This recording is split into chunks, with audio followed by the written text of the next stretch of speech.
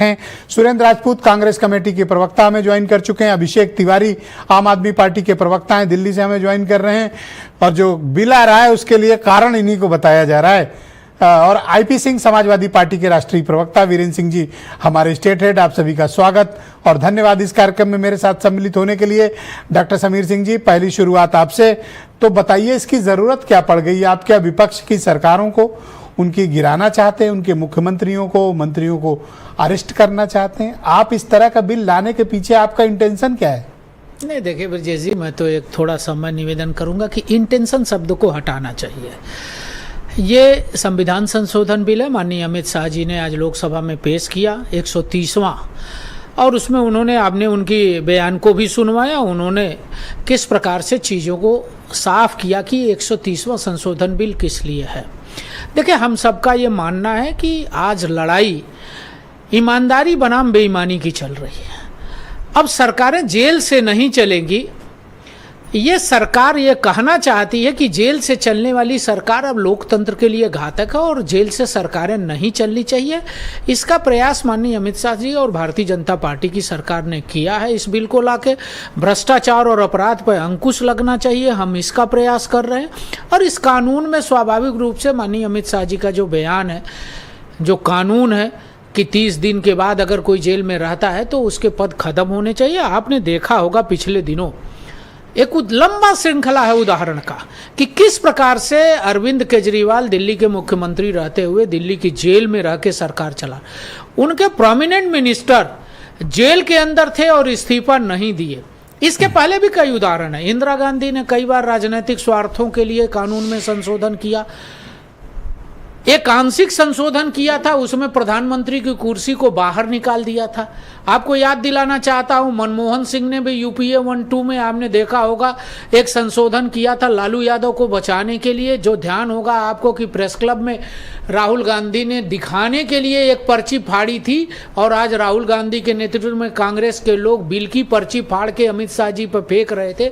तो मैं पूछना चाहता हूँ कांग्रेस से, क्या वो राहुल गांधी का दिखावा नाटक था या आज कांग्रेस का दिखावा भ्रष्टाचारियों को बचाने का दिखावा है?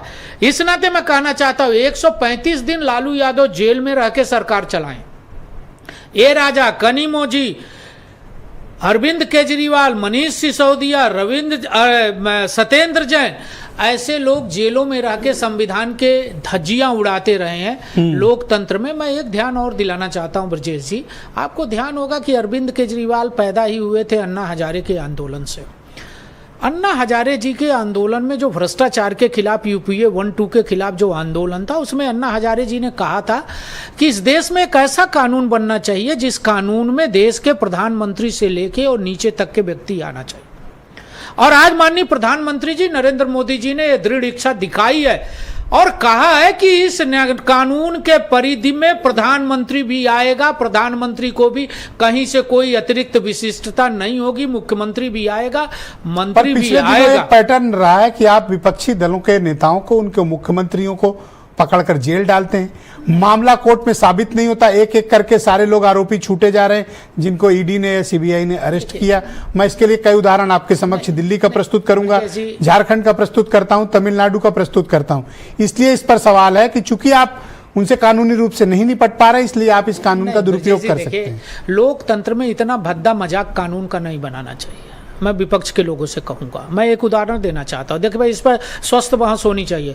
और माननीय अमित शाह जी ने इस बिल को जेपीसी को भेज के ये दर्शाया है कि हम सबकी सहमति से देश का कानून बनाना चाहते हैं, हम अकेले कानून नहीं बनाना। Thank you sir. भ्रष्टाचार के खिलाफ सबकी बात है। मैं 2 उदाहरण और देना चाहता हूँ। कंप्लीट करें 10 सेकंड से।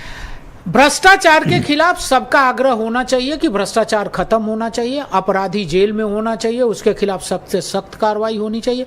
30 दिन जो जेल में रहता है उसे मंत्री और मुख्यमंत्री के पद से इस्तीफा देने में क्या जा रहा है?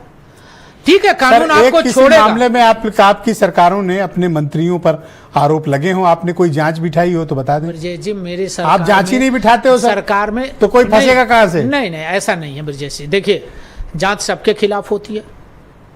लोकतंत्र में सरकारें आना जाना ये जनता के हाथ में होता है। मैं एक उदाहरण और सर, अब नेक्स्ट 30 सेकंड में अपनी बात खत्म करूं। Thank you sir. Surendra Rajput.